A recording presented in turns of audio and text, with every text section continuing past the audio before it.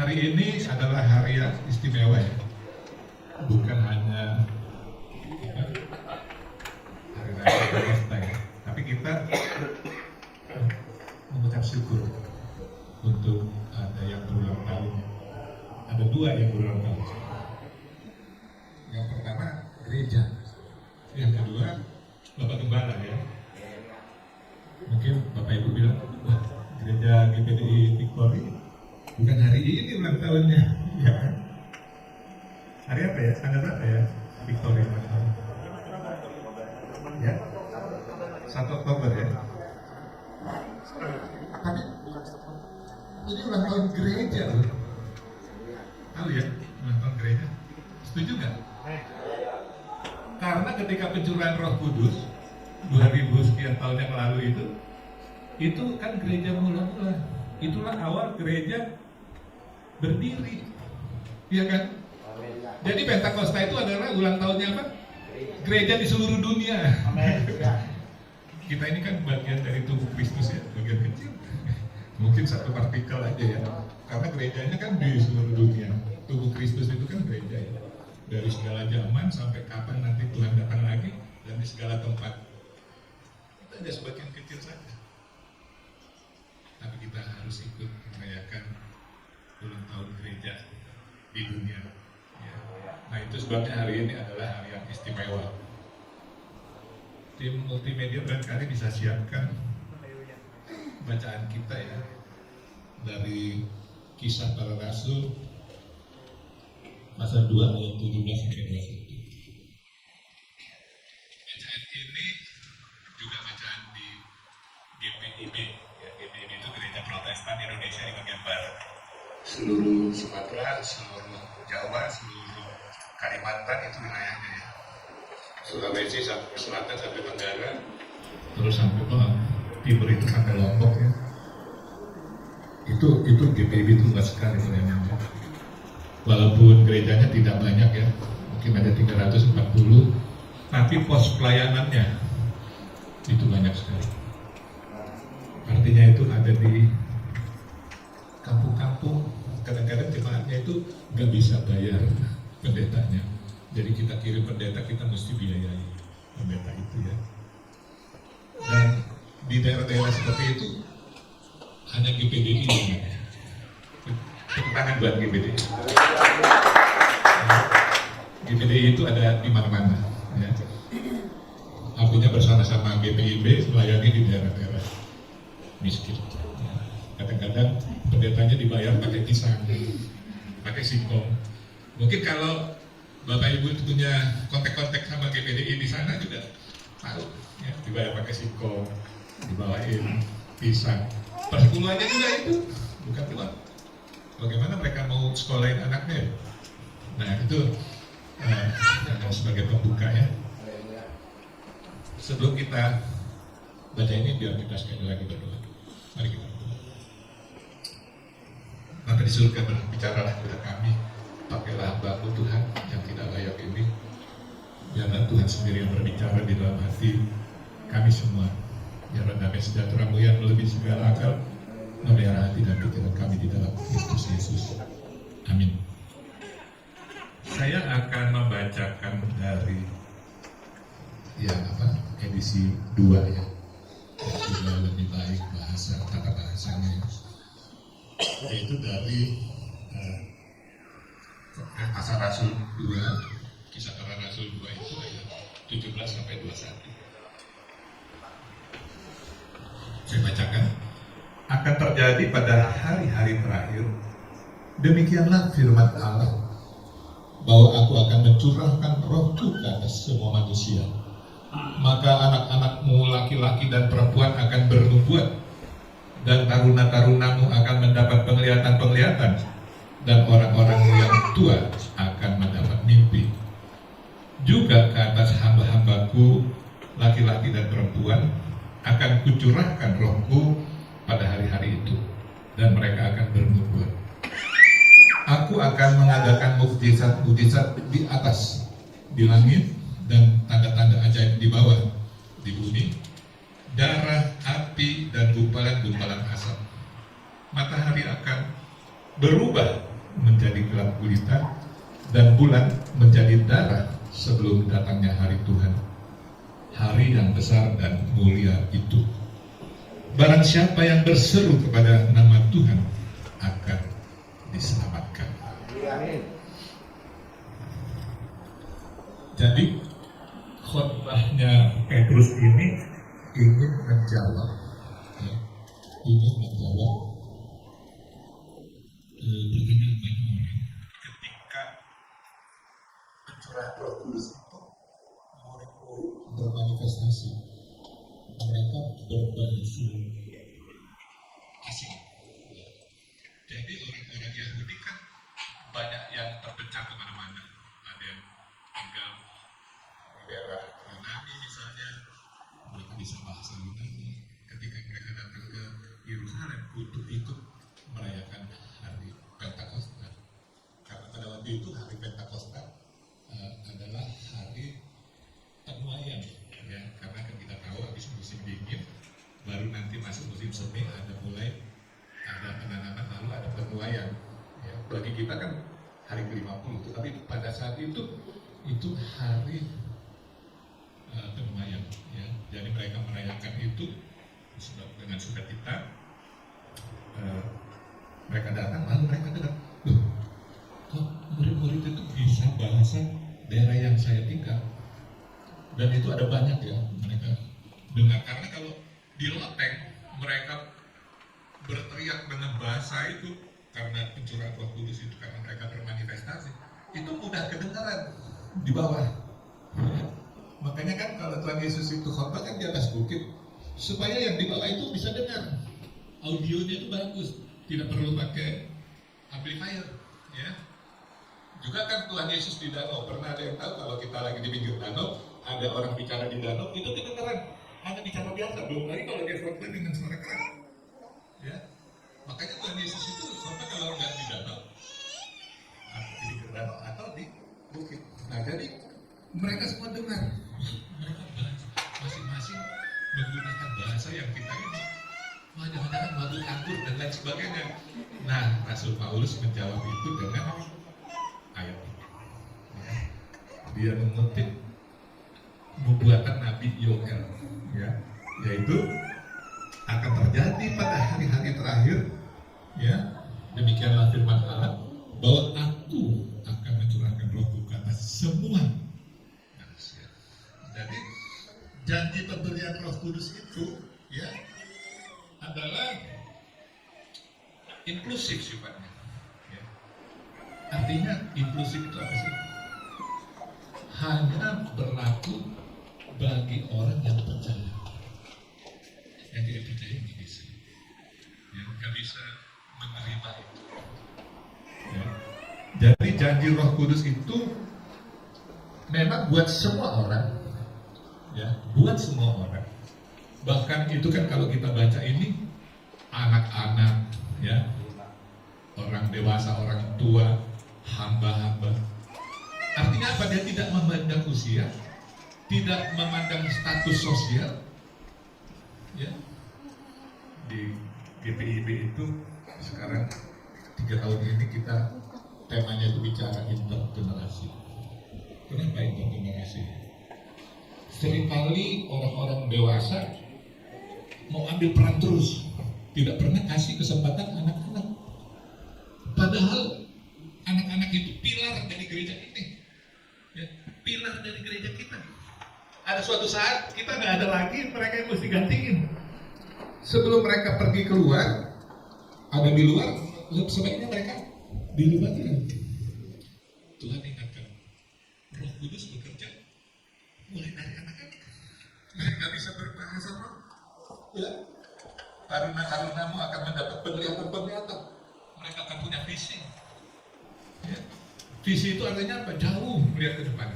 Penglihatan sesuatu yang belum terjadi, mereka bisa lihat, membaca tanda-tanda zaman. Libatkan anak-anak di gereja ini juga. Kami di gereja, kami mulai bikin program-program untuk intergenerasi. Ya. Bagaimana anak-anak itu kita berdayakan, karena mereka bakal jadi pilar-pilar gereja. Mereka lah nanti yang akan meneruskan gereja kita. Kita mesti libatkan mereka untuk ikut memperluas kerajaan Allah. Dan tanda-tanda kan dikatakan bahwa aku akan mengadakan mujizat-mujizat di atas dan sebagainya ya. Ya. Itu kita akan melihat tanda-tanda itu, artinya Allah itu tetap aktif sampai sekarang. Ya. Tuhan itu tetap bekerja secara aktif di dunia ini. Artinya janji Tuhan itu, janji tentang kedatangan Roh Kudus itu berlaku terus. Ya, sampai anak-anak yang akan lahir nanti itu akan terjadi lagi, dan mereka akan melihat tanda-tanda kebesaran Tuhan itu. Janji ini berimplikasikan apa? Kehadiran Roh Kudus. Kita boleh. Tadi Bu Ingrid bilang nanti banyak kesaksian. Tapi jangan lupa, ya, jangan lupa. Itu punya implikasi ketika kita bisa menerima Roh Kudus. Ada implikasinya. Apa implikasinya? Itu pembaharuan pribadi. Pembaharuan pribadi. Ya. Roh itu mengubah hati dan pikiran kita, menjadikan kita lebih serupa dengan Kristus. Firman Tuhan kan bilang, nanti suatu saat kita akan bertemu muka dengan Kristus, dan kita menjadi serupa dengan Kristus. Artinya kita harus mulai berubah dari sekarang menjadi seperti Kristus. Sebenarnya pada waktu manusia diciptakan pada awalnya kan serupa dengan Allah, segambar dengan Allah, Imago-Dei. Tapi karena rusak, jatuh dalam dosa, dia harus berusaha lagi serupa dengan Allah itu. Ya, harus ada usaha. Dan itu tidak bisa kecuali pimpinan Roh Kudus. Itulah implikasi daripada menerima Roh Kudus, yaitu mengalami pembaruan pribadi. Tetapi pembaruan pribadi, katakanlah di gereja ini semua atau mungkin sebagian jemaat itu mengalami perubahan pribadi, maka dia akan berimplikasi kepada pembaruan gereja. Ya. Gereja kita mungkin tidak besar, artinya dari kuantitas sama seperti gereja kami hanya 140 KK ya. 140 KK, mungkin jemaatnya hanya 250 orang, ya lebih sedikit sampai 300, nggak banyak. Tapi kuantitas kita tidak besar, kualitas harus naik terus karena menambah jemaat tidak mudah di Jakarta. Mereka tuh pindah ke pinggir. Sekarang kota terbesar di Indonesia nomor 3 itu Bekasi. Jakarta pertama, kedua Surabaya, ternyata terbesar itu Bekasi. Jadi gereja-gereja kami ya, GPIB yang di Jakarta itu mulai menurun. Karena apa? Anak-anaknya pindah ke Bekasi. Habis mau beli rumah di Jakarta kan mahal. Terpaksa ambil ke pinggiran ya. Umumnya pindah ke Bekasi. Yang lebih murah dibandingkan misalnya BSD, ya kan? Mahal gitu kan? Atau Tangerang itu gara-gara Karawaci itu mahal, dia punya itunya, BBB-nya, harga mahal, tanahnya naik ya. Jadi pada banyak ke Bekasi. Jadi kalau gereja GPIB yang di Bekasi, wah besar-besar.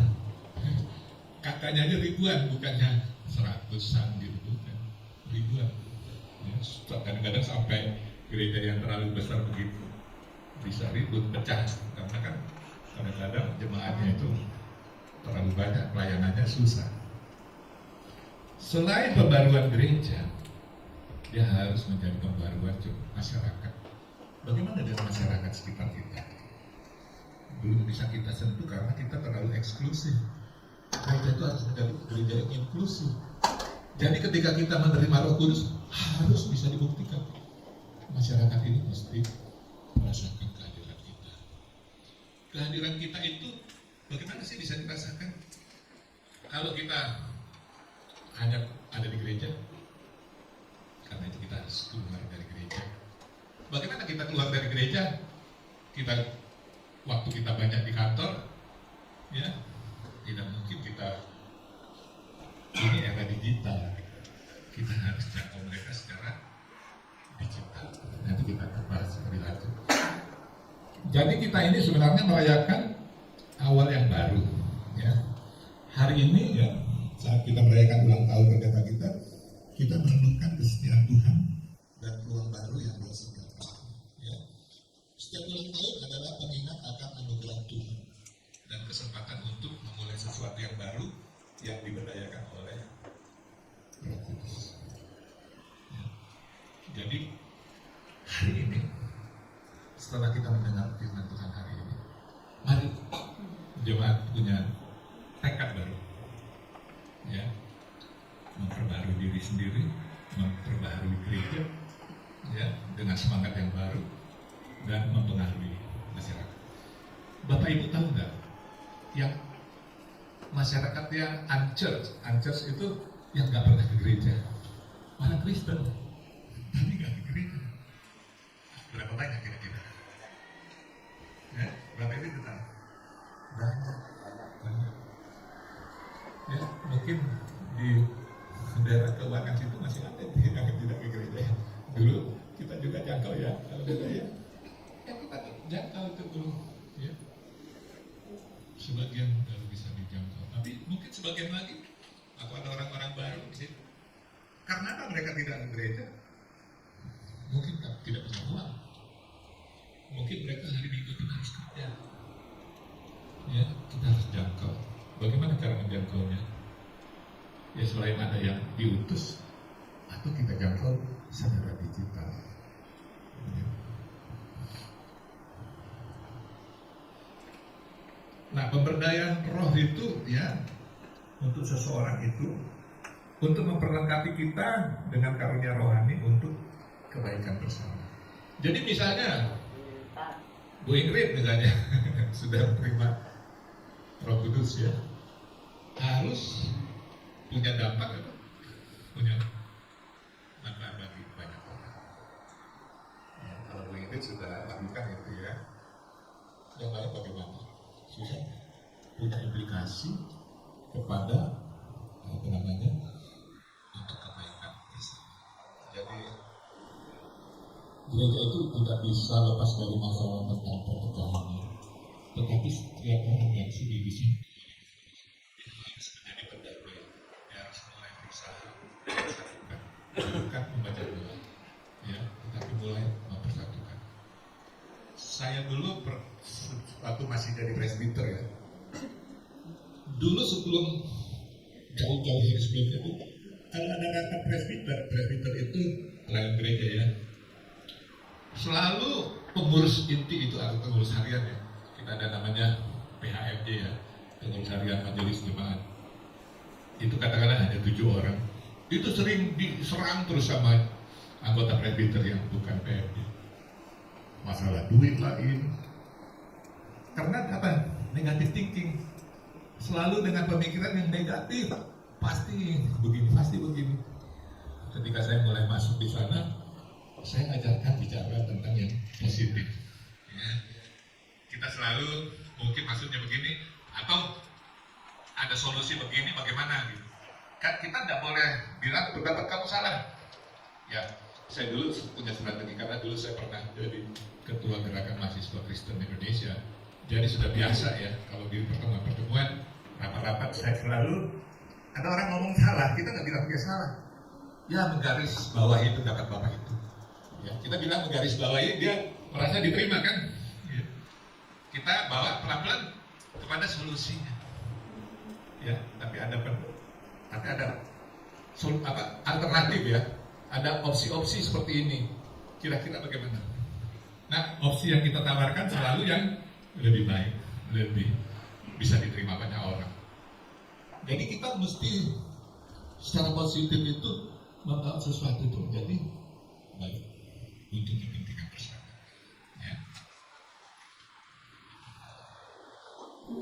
Nah, saat kita merayakan tanggal sejarah ini, kita diimbau untuk mencari karunia Roh Kudus dan menggunakannya untuk membangun gereja. Kita juga melihat perjalanan Bapak Gembala ya, adalah bukti pemberdayaan Roh Kudus bagi gereja.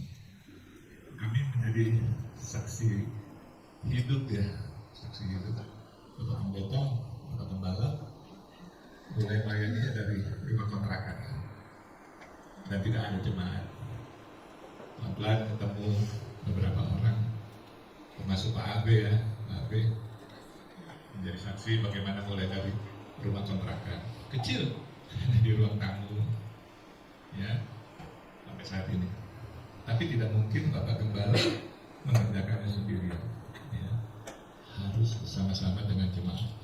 Karena itu harus ditopang oleh jemaat, ya. Jemaat-jemaat yang sudah dijamah oleh Roh Kudus, ya. Nah, sekarang kita bicara tentang aplikasinya bagaimana ya? Ya, ada panggilan. Jadi ketika kita membaca firman Tuhan, kira-kira pesan Tuhan ini apa ya? Tuhan maunya apa sama kita? Ya. Firman Tuhan ini kan 2000 tahun lalu ya. Firman Tuhan ini bicara tentang janji kedatangan Roh Kudus. Dan Roh Kudus sudah datang. Ya, 2000 tahun lalu Roh Kudus sudah turun, sudah diberikan oleh Tuhan, sudah dicurahkan. Lalu bagaimana dengan kita? Ya, artinya kita lagi menunggu pencurahan atau janji Roh Kudus seperti yang dijanjikan. Ya, kan kita tahu waktu Tuhan Yesus mau naik ke surga dia janji, ya, lebih baik aku pergi, ya, nanti akan datang ya. Karena apa? Tuhan Yesus sebagai tubuh manusia, dia kan tidak bisa pergi kemana-mana, dia terbatas pada Tuhan dan waktu. Tetapi ketika Roh Kudus dicurahkan, Roh Kudus ada di mana-mana. Roh Kudus bisa di daerah manapun, ya, pada kapanpun, pada saat kita tidur pun, ya. Karena itu dikatakan lebih baik, ya, lebih baik. Nah, kita tidak lagi menunggu pencurahan Roh Kudus seperti yang dilakukan para murid selama 10 hari setelah kenaikan Tuhan Yesus. Kita menantikan kembalinya Tuhan Yesus, ya, yang adalah Tuhan dan Mesias. Saya ingin mengajak kita membaca Lukas 19 ya. Barangkali seperti media bisa tayangkan. Lukas 19 ya. Ayat 11 sampai 26. Ya. Tapi nggak mungkin kita baca semua. Hanya ditampilkan aja kalau bisa. Lukas 19 ayat, ya. Lukas 19 ayat 11 sampai 26 itu bicara apa? Ada yang tahu? Perumpamaan tentang uang minta. Ya, dikatakan apa? Ada seorang bangsawan berangkat ke sebuah negeri yang jauh untuk dinobatkan menjadi raja dan nanti akan kembali. Ya. Seorang bangsawan akan jadi raja, ya, dan nanti setelah jadi raja dia akan kembali. Ini bicara tentang dirinya ya. Dia dipakai perumpamaan. Ada seorang bangsawan, jadi dia mengatakan dirinya akan diangkat menjadi raja, tapi dia akan kembali. Nah, tolong sorot yang ayat 13. Ya. Ayat 13 bilang apa?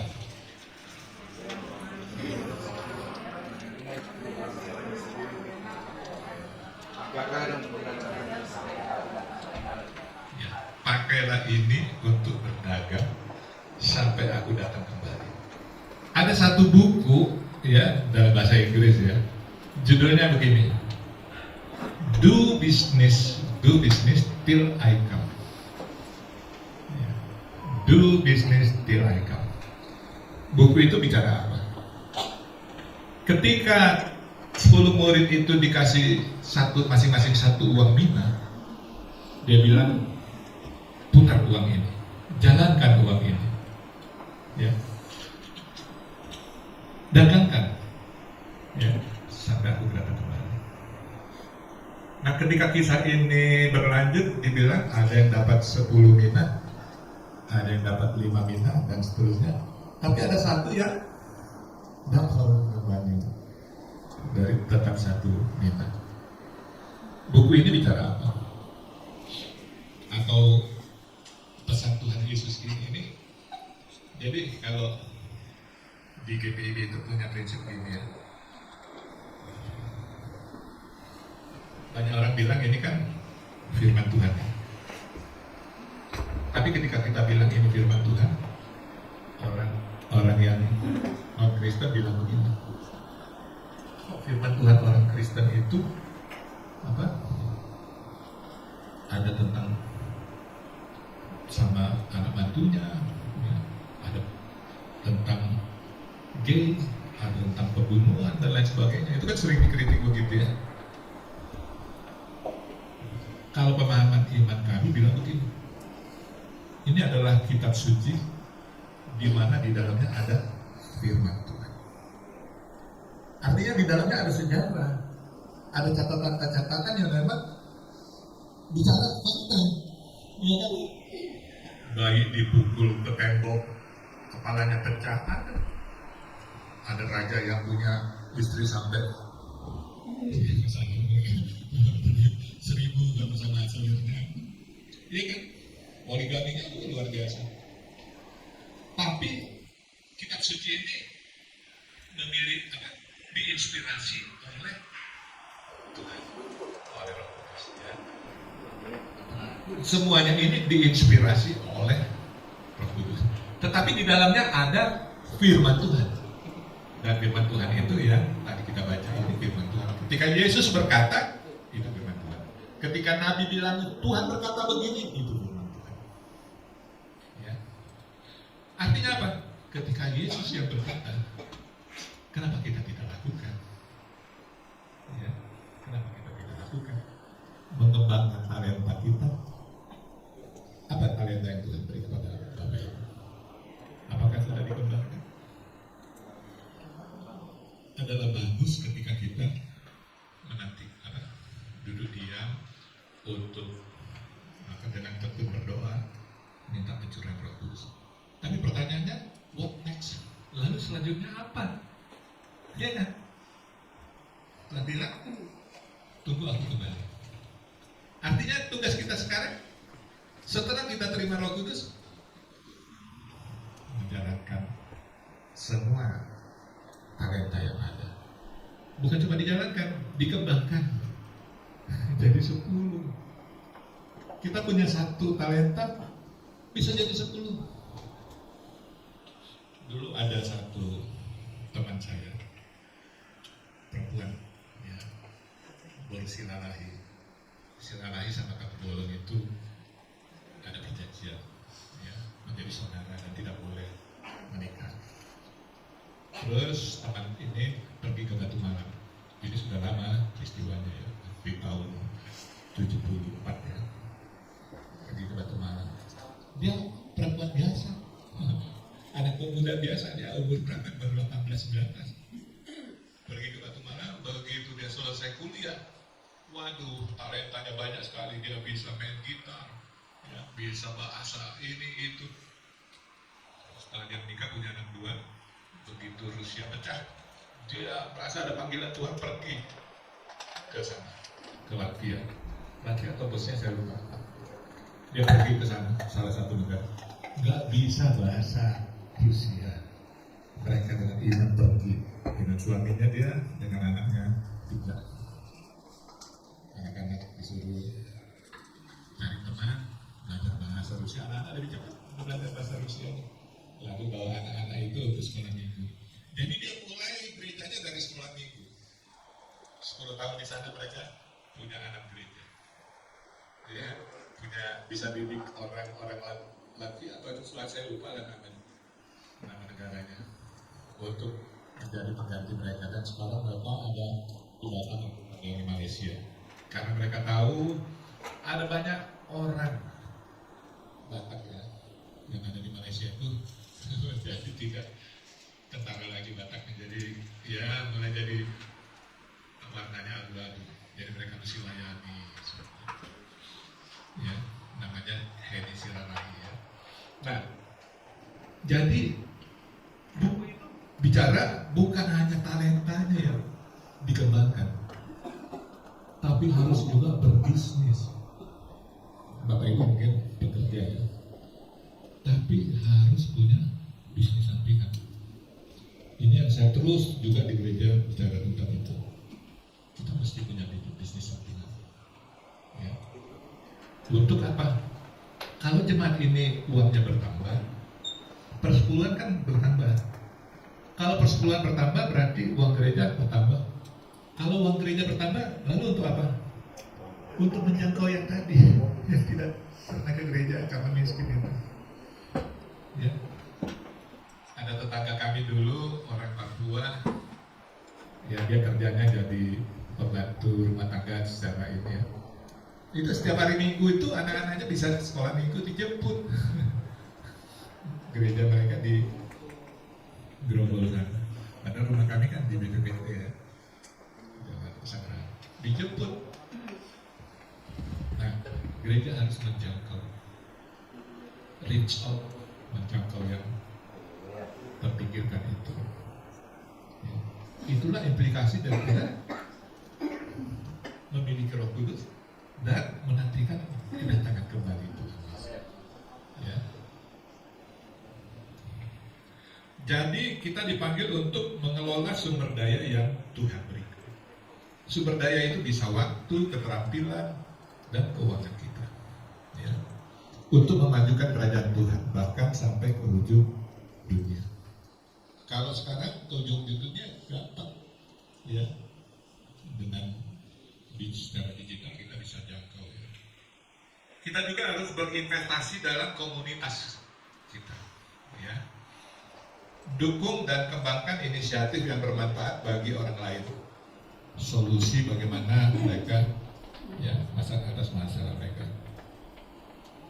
Di gereja kami itu selain temanya bicara intergenerasi, juga bicara tentang komunitas digital. Kita harus mulai bangun komunitas digital.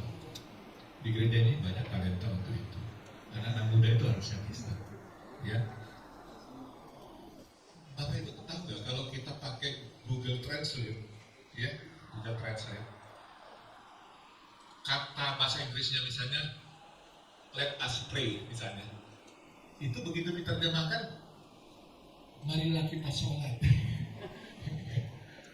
Artinya apa? Komunitas mereka lebih rajin menggunakan itu sehingga si Google ini bisa dipengaruhi untuk menggunakan bahasa mereka. ChatGPT mereka sudah menggunakan. Jadi ketika kita bikin pertanyaan dengan ChatGPT, maka jawaban-jawabannya itu adalah yang biasa mereka gunakan, bukan yang biasa kita gunakan. Kalau kita misalnya biasa gunakan kata hikmat, dia hikmah. Ya. Kata apa lagi? Selalu muncul. Karena apa? Kita mungkin kurang dalam digital. Mungkin kita fokusnya lebih. Pertama ada muda sama di gereja kami juga. Ya, kalau sudah bicara nyanyi, musik, waduh talentanya keluar semua. Tapi kalau bicara digital, waduh saya nggak bisa. Saya bilang kamu berapa? Berapa belas? Saya 76. Masa lebih pintar saya dari kamu? Ya kan? Saya bilang kamu punya TikTok berapa followernya? Ya 300 kan. Hah? Saya 12.000. TikTok saya 12.000.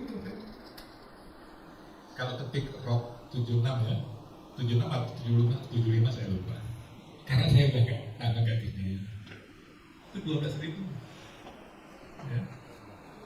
Saya punya Instagram juga tuh bisa ada yang 5.000. Ada beberapa Instagram saya. Karena sekarang saya lebih senang ke YouTube. Bapak Ibu barangkali kalau ada yang mau bantu subscribe, saya kekalahan kuat itu saya punya. Jadi kemarin ketika diminta hari Jumat dibilang ini Bapak Gembala, Pak Pendeta Satu Bola minta mempersiapkannya gimana? Ya. Karena ini hari Pentakosta kami juga ulang tahun. Tanya ChatGPT dulu. Saya tanya, oh ya bisa. Kaitkan, bukan. Ya. Jadi saya mesti siapkan yang sampai Senin paling tidak, ya kan? Karena apa?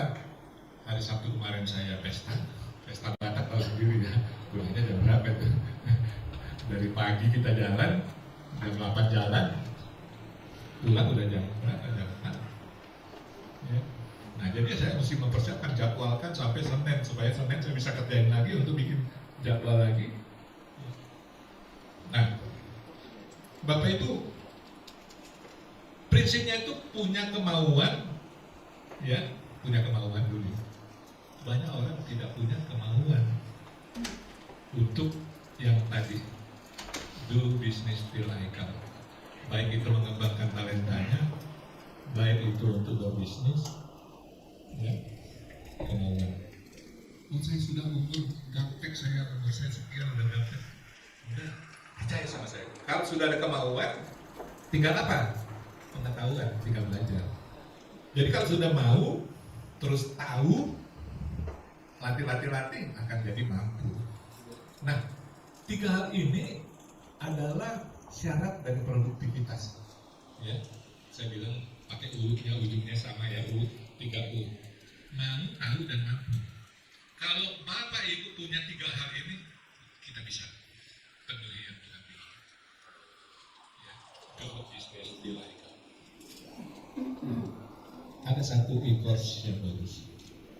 Ya, kalau Bapak Ibu mau, nanti saya kasih ke commit.net /2024. Di situ ada satu e-course, ya. Tidak punya bakat menulis, bisa bikin buku.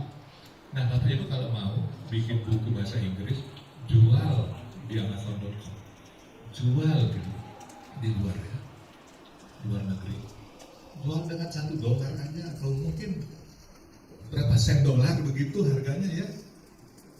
Kalau yang beli ada 1.000 orang seluruh dunia, ya. 1.000 dolar. Nah, saya setelah ikut e-course itu, kalau dulu saya bikin buku, kalau Bapak Ibu ketik di Google, ya, Robert Kapubolon penulis buku itu, ada 4 buku saya keluar. Dulu bikin 1 buku itu 6 bulan, sekarang 1 hari. Ya, setelah bikin e-course itu, aduh, kalau saya 1 bulan bisa 30 buku mestinya, tapi karena saya mesti kerjain yang lain, tapi buku saya banyak, lebih dari 10. Ya. Jadi Bapak Ibu juga pasti bisa, tinggal ada kemauan, ada pengetahuan, belajar tentunya, ya, dan latih, pasti ada kemampuan, ya.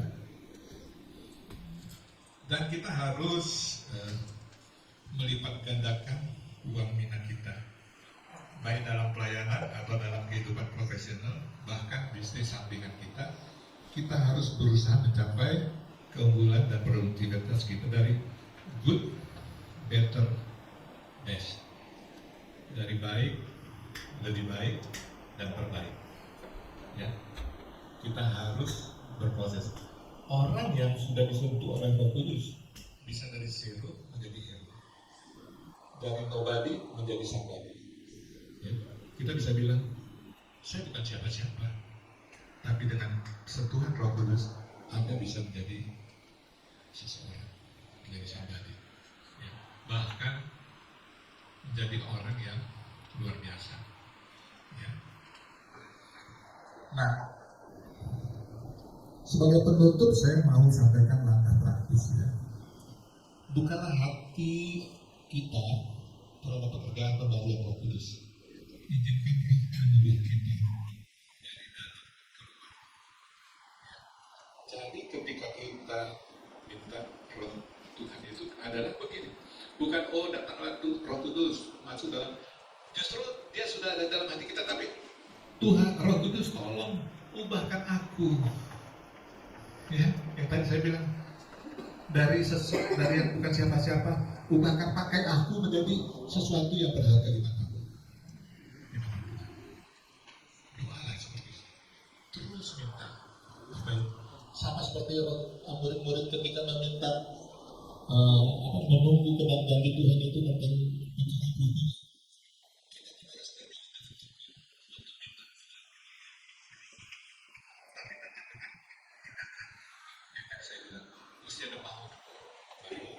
terus belajar tahu dan menjadi mampu. Ya.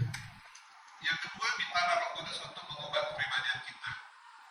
Carilah pertumbuhan dan perubahan pribadi yang mencerminkan karakter Kristus. Bapak Ibu ingat Filipi 4 ayat 8? Ingat gak?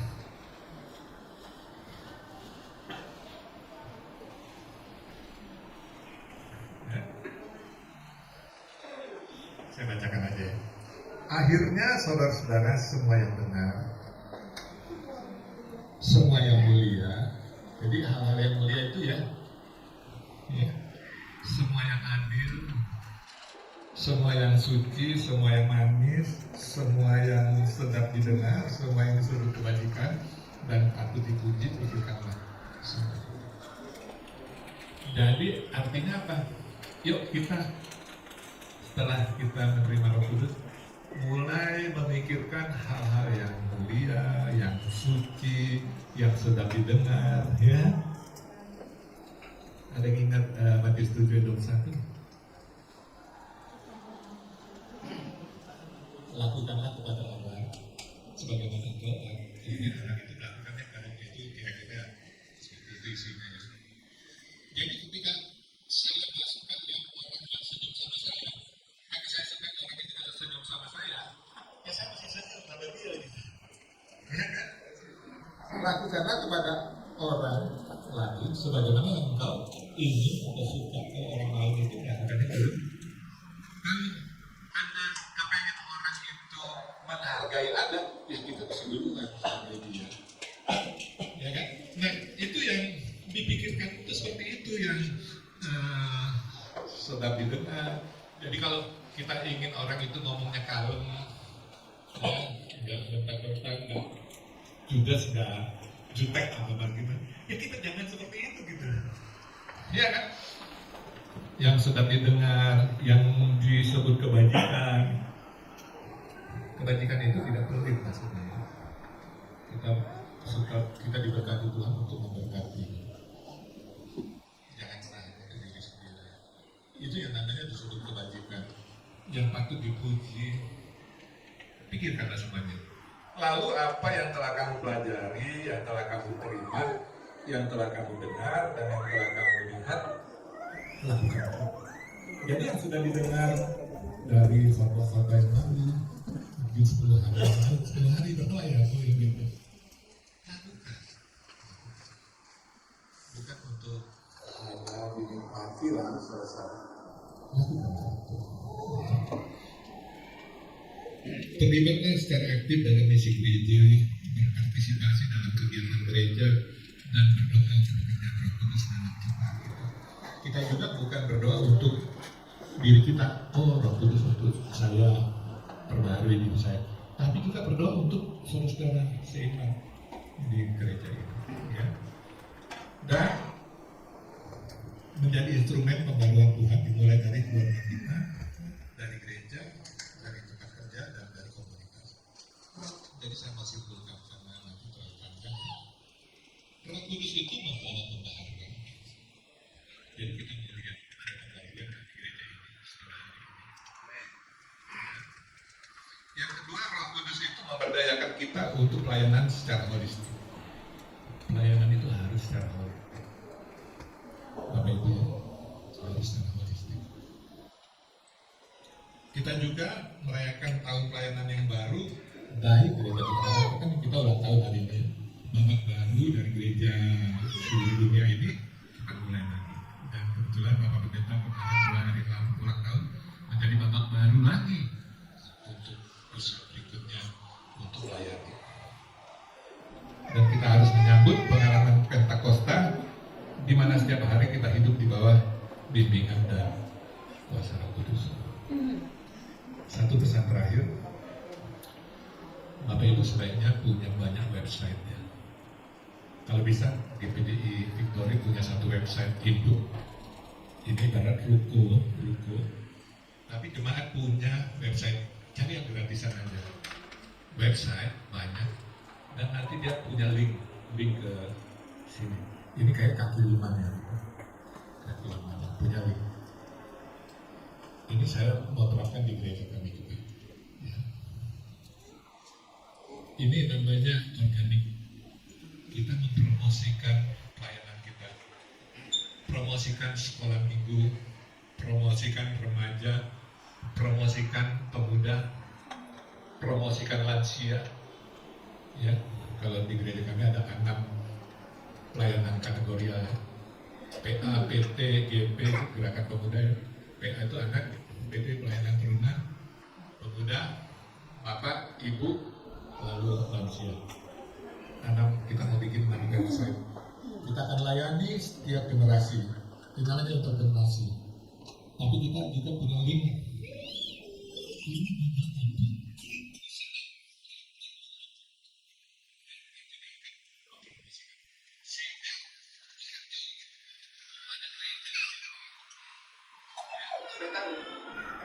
Oh, gereja itu bagus ya. Sekolah minggunya seperti ini. Pelayanan pemudanya seperti ini. Oh, lansianya dihargai ya. Lansianya kreatif.